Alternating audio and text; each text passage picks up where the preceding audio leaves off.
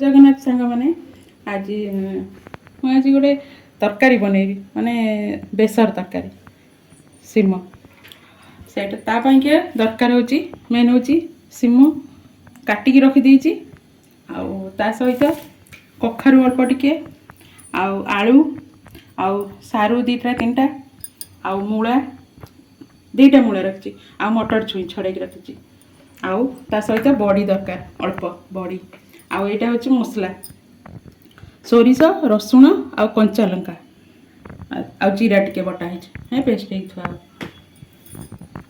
एबे मु कड़ाई बसई देछि करी एटा हूँ सोरिष तेल करी प्रथमे बड़ीटा को भाजी देबे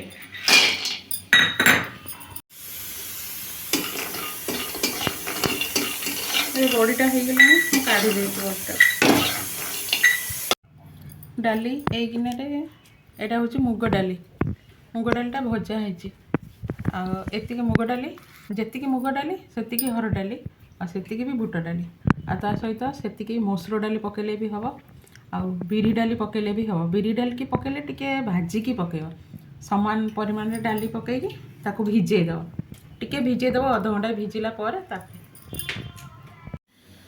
एबे मु कुकर बसई देछि कुकर टिके पानी देछि आ ए जो डालीटा भिजई थी से डालीटा दे देबी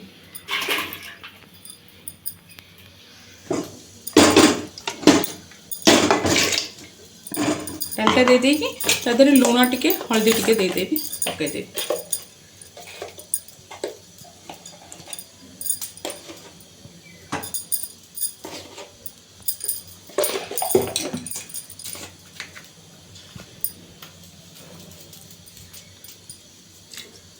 लुण हल्दी देकी कुकर ऊपर घोड़नटा देदेवी दीटा हुइसिल आ रखिदेकी तो गैस सांगे सांगे काढ़ी रखिदे दीटा हुइसिल रखिदेवी कड़ाई रे तेल पकई देछि बड़ीटा काढ़ी देकी तापर फुटण पकई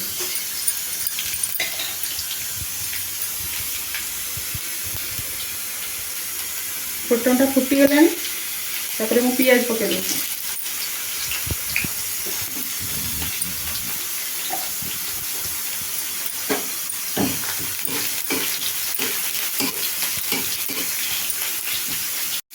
पियाजटा भी भाजी हो गलानी तापर मूला दे दूँ मूला आ कखारू दे दूँ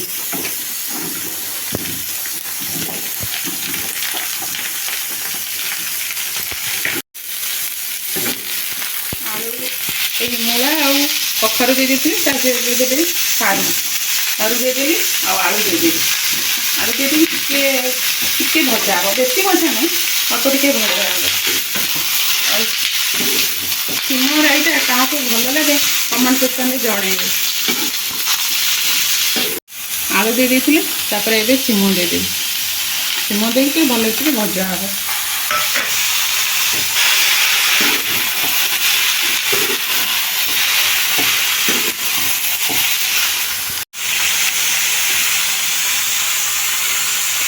अभी तो परिवा भाजी हो गलानी मटरटा देदेली आ मसलाटा देवी आज जो सोरिष बटाटा थुआ होता बड़ स्पून दी स्पून देदेवी आउ सहित दीटा टमाटो देदेवी काटिकी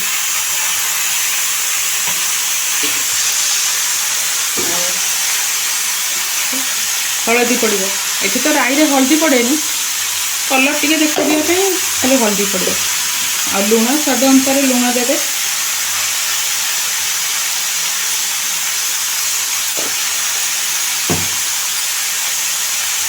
आ पानी टिके दउची गोलेकी गोड़े दे लास्ट को बड़ी पड़ो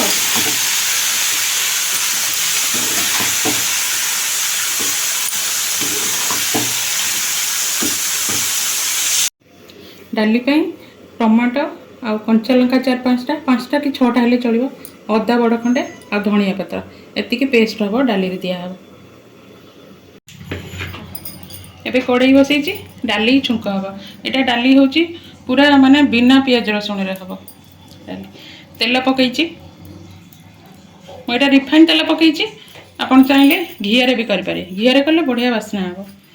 ଆଉ ଫୁଟଣ ଦେଇଦେବି, ଫୁଟଣ ଆଉ ଶୁଖିଲା ଲଙ୍କା ଦୁଇଟା ଦେଇଦେଇଛି।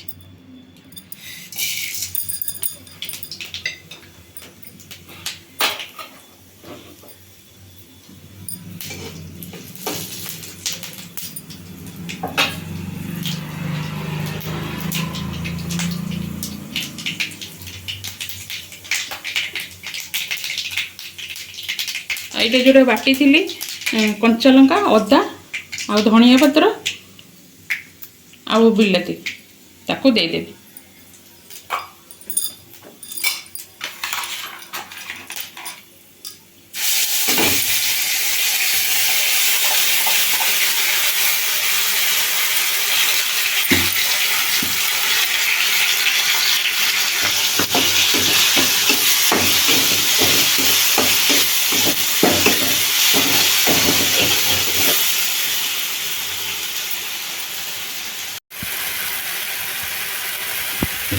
ଏବେ ଗିନାରେ ମୁଁ ଟିକେ ହେଙ୍ଗୁ ପକେଇକି ରଖିଥିଲି, ହେଙ୍ଗୁ ପାଣିଟା, ହେଙ୍ଗୁଟା ପାଣି ପକେଇ ରଖି ତାପରେ ଦେଇଦେବ।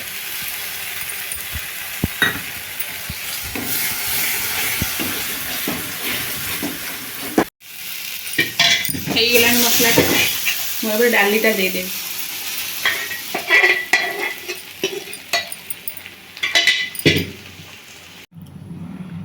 ଡାଲିଟା ହେଇ ପାଣି ଦେଇଛି, ଆଉ ଟିକେ ଖାଲି ଫୁଟିବ, ଫୁଟିଗଲେ ବନ୍ଦ କରିଦେବେ।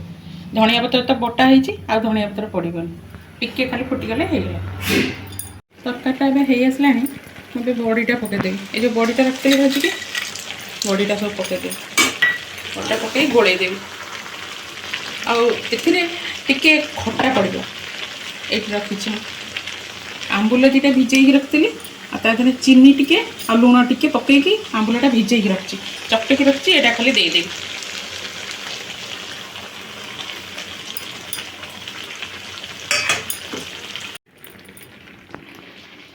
ଏବେ ତରକାରୀଟା ହେଇ ଆସିଲା, ଏମିତି ଶୁଖିଲା ହେବ, ପୁରା ପାଣି ଜମା ରଖିବେନି, ପୁରା ଶୁଖିଲା ଶୁଖିଲା କରିବେ।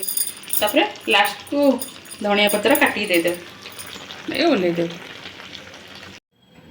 ଏବେ ରେଡ଼ି ହେଇଗଲା ଭାତ ସହିତ ଡାଲି ଆଉ ସିମରାଇ। ସିମରାଇ କାହାକୁ ଭଲ ଲାଗେ ଜଣେଇବେ, ଆଉ ଆପଣ କରିକି ଏମିତି ଖାଆନ୍ତୁ। କେମିତି ଲାଗିଲା କମେଣ୍ଟରେ ଜଣାନ୍ତୁ। କମେଣ୍ଟ ଭଲ ଲାଗିଲେ ଲାଇକ୍ କରିବେ, ସେୟାର କରିବେ ଆଉ ସବସ୍କ୍ରାଇବ୍ କରିବାକୁ ଭୁଲିବେନି।